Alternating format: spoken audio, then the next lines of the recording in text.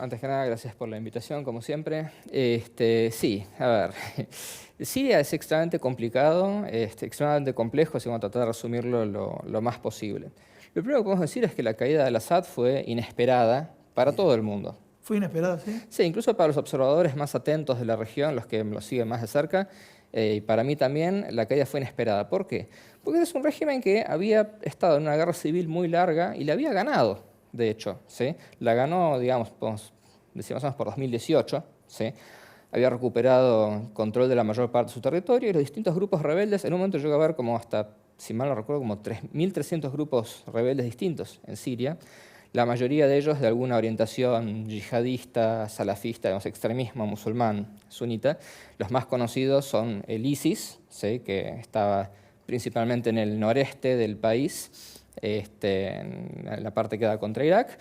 Y después una coalición de grupos que estaban bajo lo que se llama el Frente al-Nusra, que es la sucursal de Al-Qaeda. Vamos a ver si podemos ver el mapa. Vamos a ver si vemos el mapa. Para ubicarnos, ahí tenemos. Claro. Siria al lado, bueno, tenemos Irak, lindando con Irak, con Jordania, sí. Líbano. Sí. Se fijan, la parte que está en violeta es la parte que hoy está bajo control del ejército democrático sirio, que son los kurdos. Bien. ¿Sí? Que están bajo protección de Estados Unidos. O sea, Estados Unidos les provee, hay tropas de Estados Unidos, unas poquitas ahí. O sea, lo que está en violeta, armas provistas por Estados Unidos. Sí, y con presencia de Estados Unidos en la región, y bajo protección de Estados Unidos. Sí. Y esa es donde está principalmente activo el ISIS. ¿Sí? Los kurdos principalmente combatieron al ISIS. Y esa parte quedó ahí bajo su control.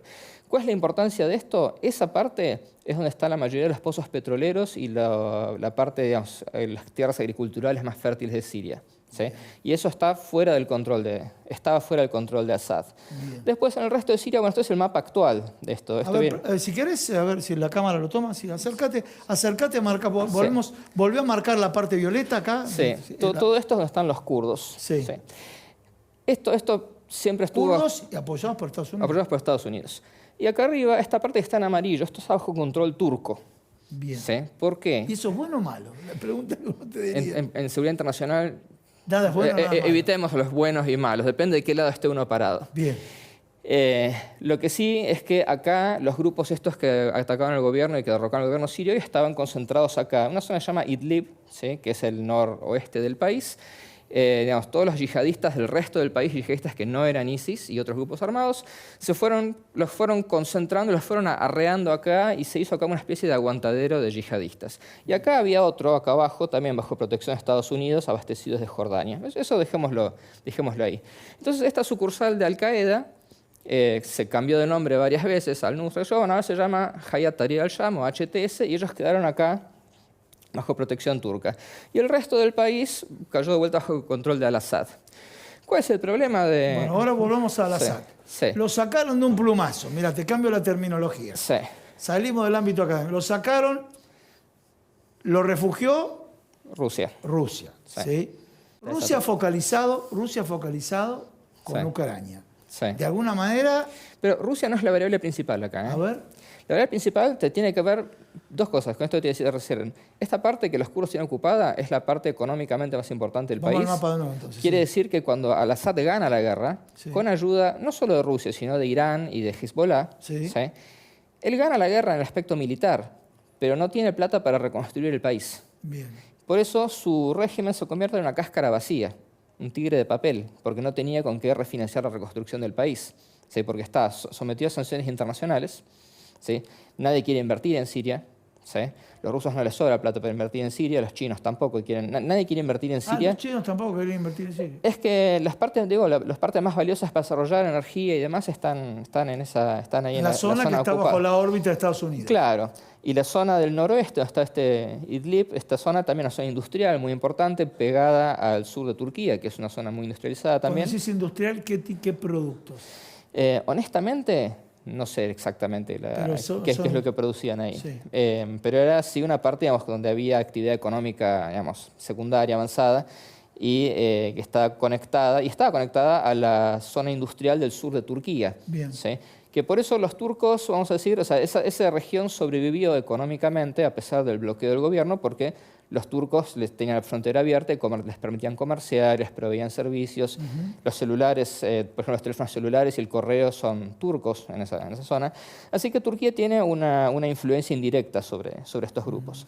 Ahora, el gobierno ganó la guerra porque Hezbollah, viniendo desde Líbano, y Irán, trayendo milicias chiitas desde Irak, pusieron tropas terrestres, ¿sí? Y eso es lo importante para ganar la guerra. Rusia apoyó dándole una fuerza aérea moderna, o sea, la fuerza aérea rusa, aportando capacidades tecnológicas, lo que llamamos multiplicación de fuerza, multiplicador de efectos. Traen capacidades modernas como aviones nuevos, bombardeos de precisión, capacidades de reconocimiento, inteligencia, etc. Pero no es la variable principal. Lo más importante es que los iraquíes y Hezbollah están distraídos en sus conflictos con Israel, especialmente Hezbollah en el Líbano. Entonces, claro, desde el momento que la guerra empieza entre Israel y el Líbano, esta gente en Idlib ya estaba, en HTS ya estaba haciendo preparaciones para una ofensiva. Dicen, bueno, este es un momento donde los principales aliados del gobierno sirio están distraídos en otra cosa. Entonces se lanzaron a una ofensiva para tratar de ocupar la ciudad de Alepo, que no está en el mapa ahí, pero está ahí en el norte. Digamos ahí donde dice Al-Jarrah, más o menos, bueno, más o menos por esa zona, ahí está Alepo. Y aparentemente los sorprendió su propio éxito. Ellos pensaron que iban a conquistar eso y cuando empezaron a tocar, a entrar en contacto con el ejército sirio se desarmaba. Pues eran tan pobres, un soldado sirio estaba ganando $7 por mes. ¿$7 por mes? $7 por mes, y un oficial $40. Entonces, claro, ¿qué hacían?